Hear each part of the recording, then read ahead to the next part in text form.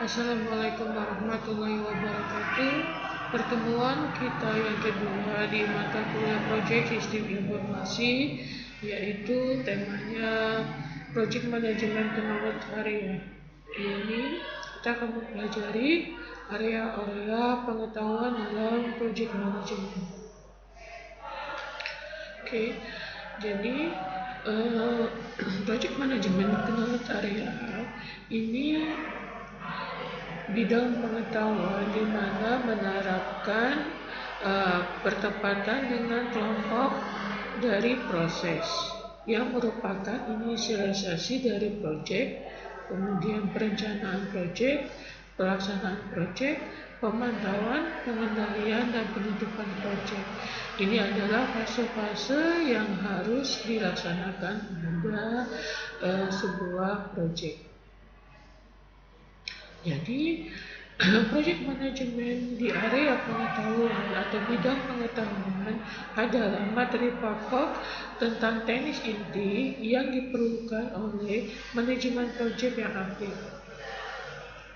Di sini kalian lihat ada 5 proses grup yang terdiri dari inisialisasi proses. Inisialisasi adalah awal terbentuknya dari proses. Kemudian mulai tahap kedua perencanaan, tahap ketiga yaitu eksekusi atau pelaksanaan, kemudian tahap yang keempat adalah monitoring, pengawasan dan controlling daripada proses-proses, yang terakhir adalah closing proses group.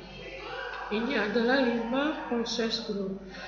Lalu 10 knowledge area, ada 10 area dari pengetahuan. Yang pertama adalah integrasi manajemen, kemudian scope manajemen, lalu time management, lalu cost management, quality management, human resource management, komunikasi manajemen, risk management, procurement atau pengadaan daripada sumber daya, kemudian stakeholder atau orang-orang yang berkecimpung pada atau orang-orang yang terkait pada proyek tersebut.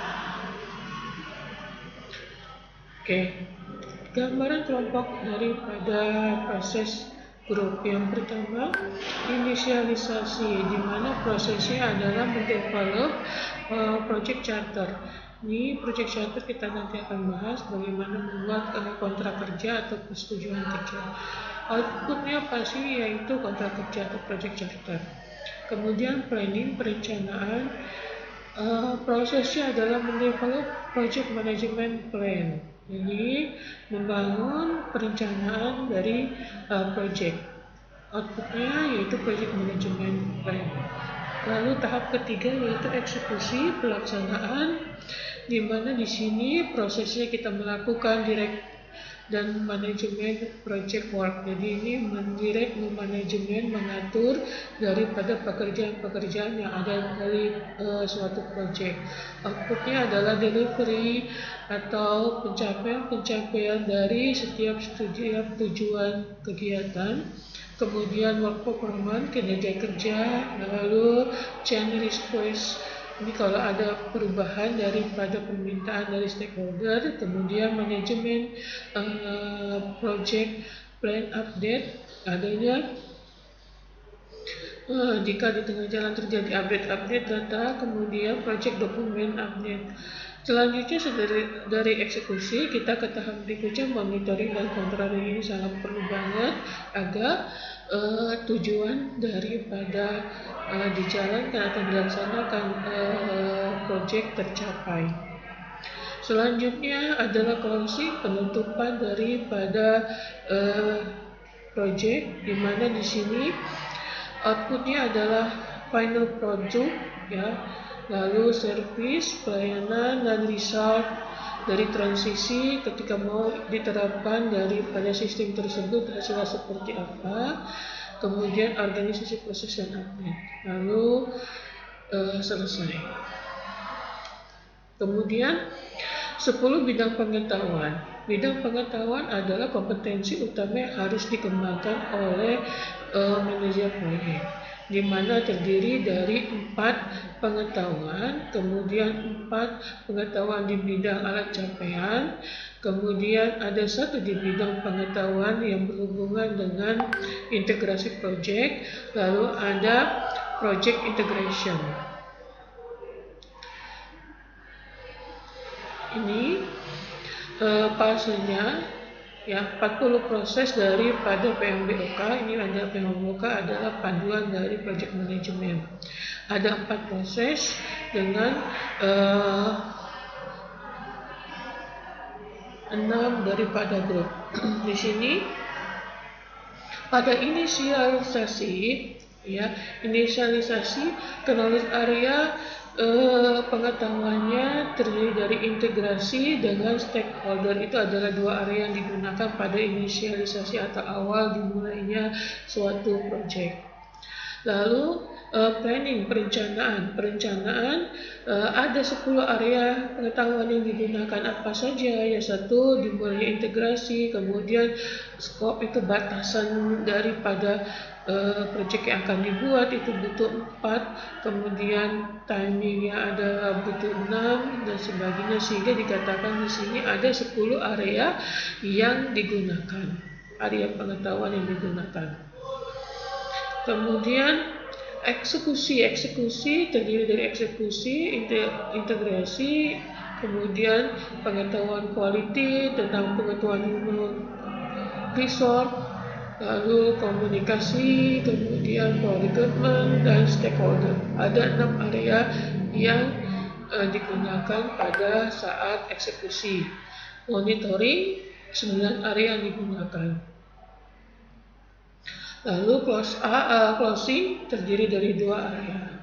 Seperti ini cara membaca daripada knowledge area yang berhubungan dengan tahapan-tahapan pada project. Selanjutnya 6 proses pada project management, yaitu inisialisasi, planning, perencanaan, kemudian eksekusi atau menjalankan, lalu monitoring dan controlling, serta closing. Di sini dikatakan bahwa ada di dalam monitoring dan closing terdiri dari 2 kegiatan, yaitu monitor dan kontrol project work. Jadi monitoring dan kontrol daripada kegiatan-kegiatan dalam suatu project. Kemudian yang keduanya adalah performance, kinerja daripada integrasi ketika terjadi perubahan. Lalu closing tetap 1. Manajemen integrasi project. Di sini terdiri dari development project charter, di mana kita membuat piagam project atau seperti kayak kontrak kerja. Lalu development project management plan. Di sini dokumennya adalah seorang manajer project memulai perencanaan awal sampai akhir, atau menentukan kapan dimulainya project akan dilaksanakan dan kapan project itu selesai. Selanjutnya, pada manajemen ruang lingkup, batasan dari project tersebut ini akan membatasi, yaitu delivery atau apa yang ingin disampaikan kepada stakeholder, baik dia produknya apa, macam seperti apa, jasanya ingin yang dihasilkan seperti apa, kemudian prosedur atau tahapan-tahapan dari kerjanya seperti apa, kemudian sistemnya serta keluaran lainnya.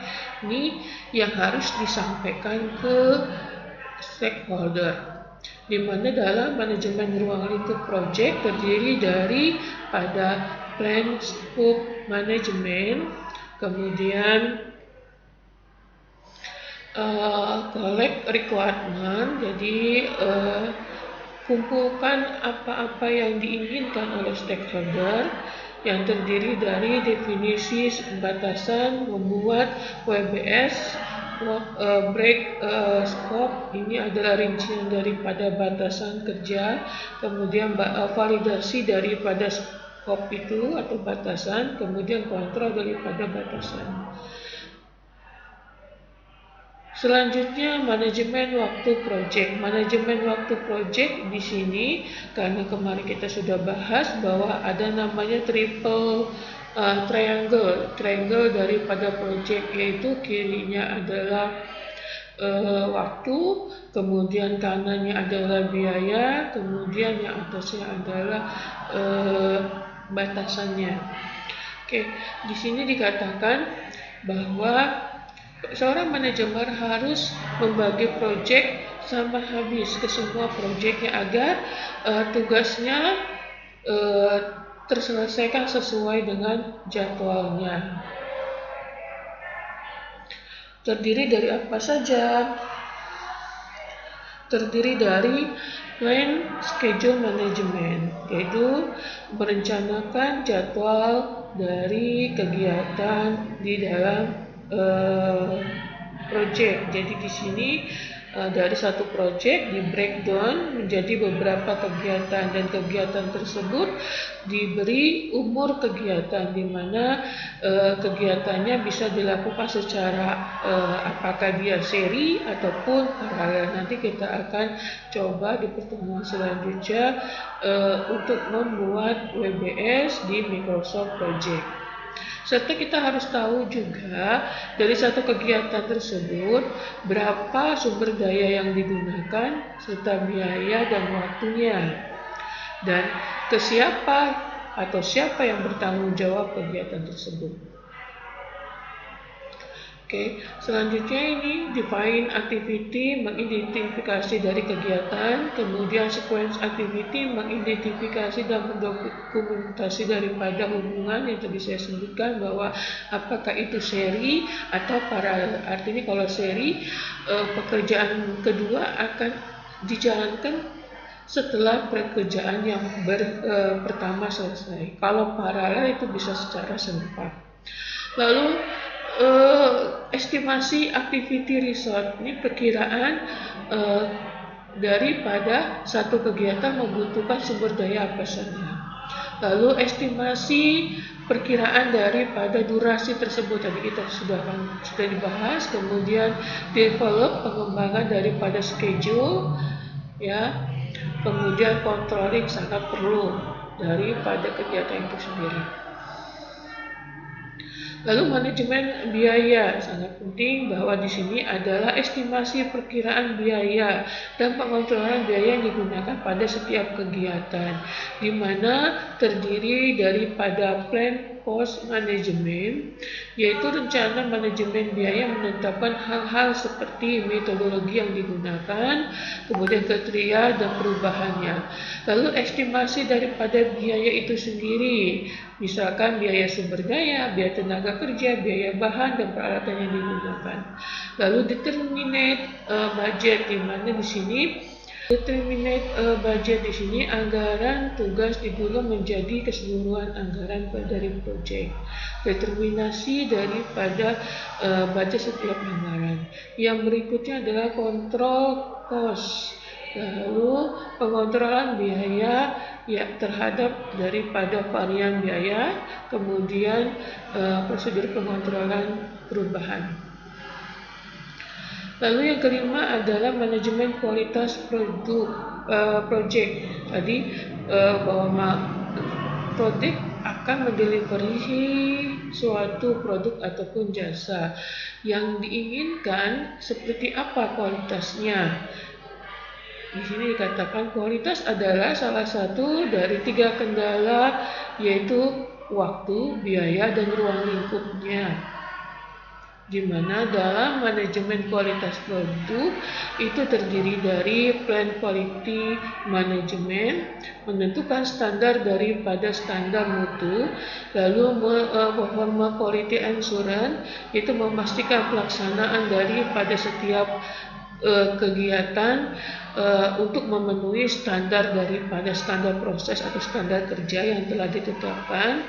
Lalu quality control, monitoring daripada kesuksesan hasilnya. Lalu yang keenam adalah manajemen sumber daya atau SDM.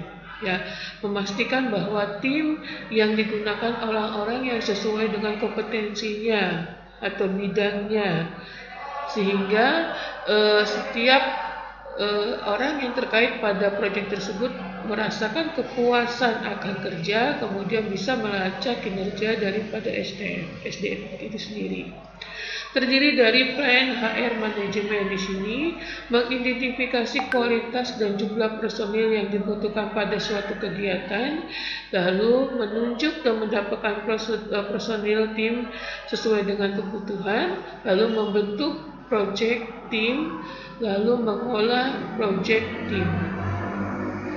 Yang ketujuh adalah manajemen komunikasi project. Jadi ini mengkomunikasikan delivery daripada semua kebijakan dan aturan dalam suatu proyek tersebut. Terdiri daripada plan komunikasi manajemen, kemudian manajemen komunikatif dan controlling. Yang kesembilan adalah manajemen resiko dari suatu proyek. Kita sudah memperkirakan atau mengestimasi atau memperkirakan risiko-risiko apa saja yang mungkin terjadi pada suatu proyek dan mencari solusi sehingga dapat meminimalkan dampak negatif risiko terhadap kegagalan suatu proyek.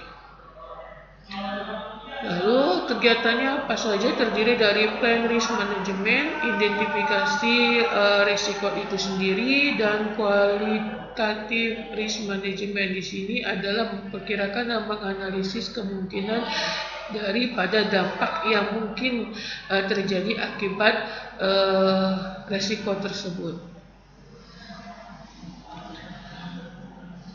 Selanjutnya kuantitatif daripada risk, ini dimana membuat penilaian terhadap prioritas risiko yang mungkin dilaksanakan, kemudian plan risk progress dan controlling daripada risiko tersebut.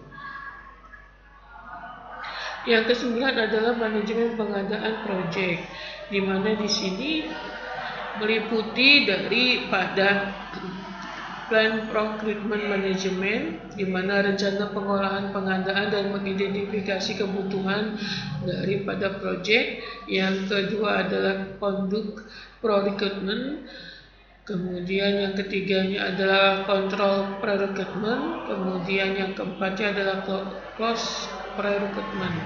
Jadi ini pengadaan barang atau jasa yang dibutuhkan oleh proyek itu. Jadi ini memberikan tender kepada distributor atau kontraktor kapan dia mulai mengadakan atau sehingga dapat memastikan ketersediaan bahan dan waktu.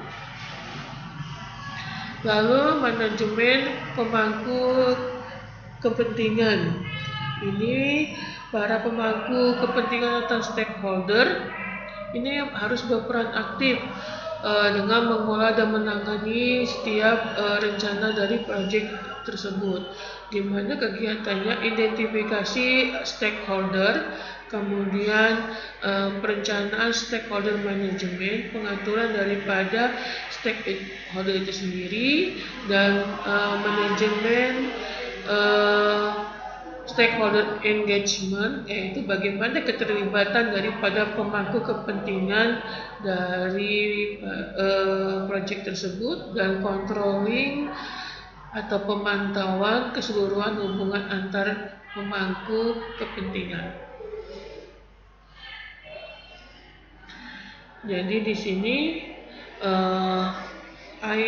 ITTOS, Project Integrasi Management, terdiri dari Project Integrasi Management Overview. Ya, kita lihat ada 6, dimulai dari development project charter, inputnya apa saja, project, list, kemudian agreement, kemudian enterprise environment, dan organisasi. Toolsnya, alat yang digunakan adalah export judgment, kemudian facility, outputnya adalah project charter atau ini kayak kontrak kerja. Lalu yang kedua adalah development project management plan, ya inputnya apa saja, outputnya pasti project management plan. Ini rincian daripada kegiatan apa saja yang akan dibuat pada suatu project. Lalu yang ketiga adalah direct and management project. Ya, di sini bisa ada inputnya, tools yang digunakan, kemudian outputnya adalah delivery daripada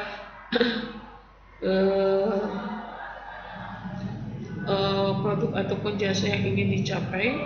Kemudian work performance data, kinerja daripada data, kemudian change request ketika ada perubahan, kemudian project management dan update.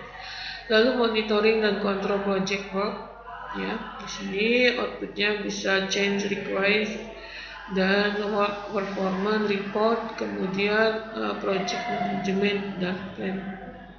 Yang kelima adalah performance integration dan change control, kemudian close project management yang tadi kita sudah bahas. Jadi pada kegiatan project di integrasi manajemen, yang pertama kali adalah identifikasi dokumen dalam pengembangan project. Dalam mengidentifikasi terdiri dari menentukan produk atau jasa apa yang ingin dibuat. Lalu kita tentukan batasan-batasan dan asumsi dokumen yang diperlukan. Setelah itu, langkah kedua adalah analisis studi kelayakan awal, di mana terdiri dari model keputusan, kemudian informasinya secara historis dan peningkatan sumber daya serta peningkatan secara teknis dan non teknis. Setelah itu, setelah studi kelayakan, baru kontrak kerja dengan terdiri dari pernyataan proyek tersebut apa saja yang ingin dikerjakan yang tercantum dari project statement of work serta alat yang digunakan dan teknik yang digunakan. Keduanya ini masuk ke dalam project charter. Selanjutnya, pengembangan rencana manajemen project yang terdiri dari project management plan template, prosedur, kemudian informasi dan sebagainya. Lalu yang kedua adalah fasilitas teknik yang tercantum daripada project management plan. Kemudian selanjutnya adalah mengarahkan dan mengolah dari pekerjaan project management informasi sistem, kemudian deliverable yaitu mendelivery, menyampaikan produk yang ingin atau kualitas yang ingin dihasilkan. Pemantauan dan pengendalian project terdiri dari project management plan dan permintaan perubahan laporan kinerja pekerjaan. Selanjutnya melakukan pengendalian dan perubahan integrasi dan penutupan daripada project.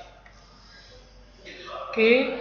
Lalu tugasnya adalah secara kelompok, ya, dimana kalian download di materi tambahan yaitu Ricardo Vargas Simplified PMBOK Flow 5N di edisi kelima, di mana di situ dari yang terang nanti ditempelkan blok-bloknya sehingga kalian lebih hafal. Jadi tugasnya adalah menggunting dan menempel sesuai dengan kanvasnya. Di situ ada kanvas ibu sediakan, kemudian ada pula yang harus diguntingnya.